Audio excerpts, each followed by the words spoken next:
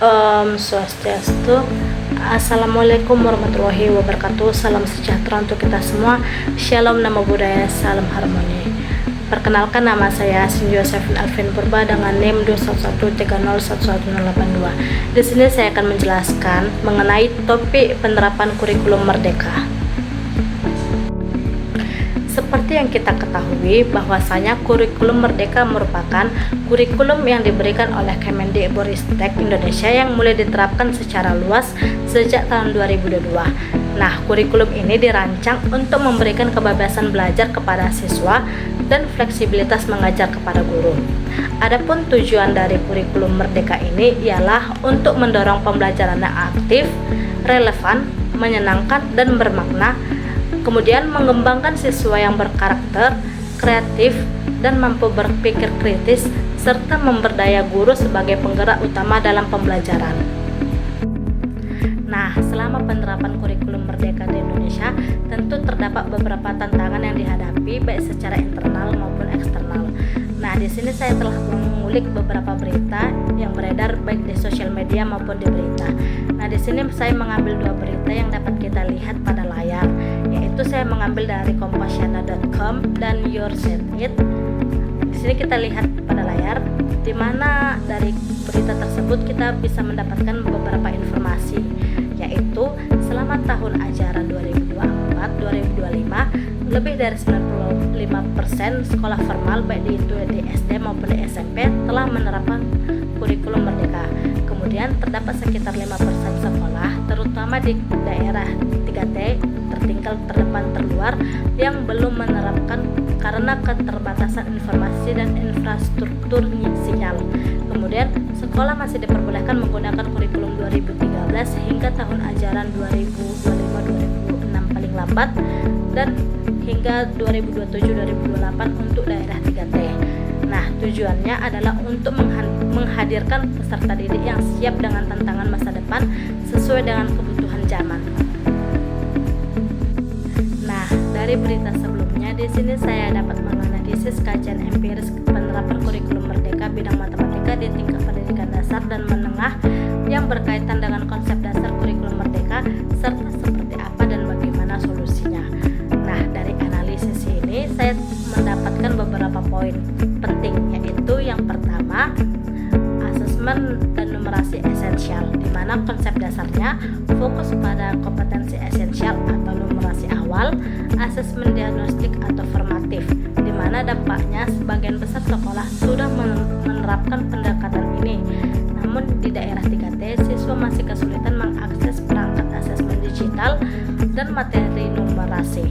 Nah, dari persoalan ini kita dapat memberikan dua solusi, yaitu kita dapat mengembangkan modul asesmen cetak atau offline untuk daerah minim internet. Kemudian kita dapat melatih guru untuk melakukan asesmen awal, misalnya seperti pretest, dan menyesuaikan intervensi pembelajaran.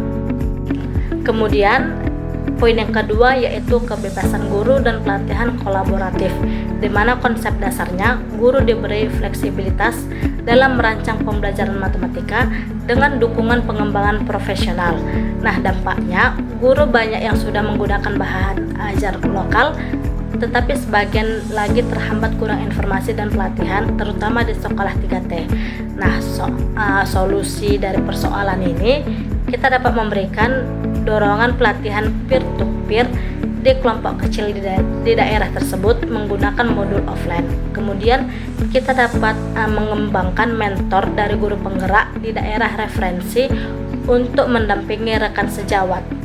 Nah, poin yang ketiga itu diferensiasi dan pembelajaran kontekstual, di mana konsep dasarnya pembelajaran disesuaikan dengan kemampuan siswa, dilengkapi konteks lokal.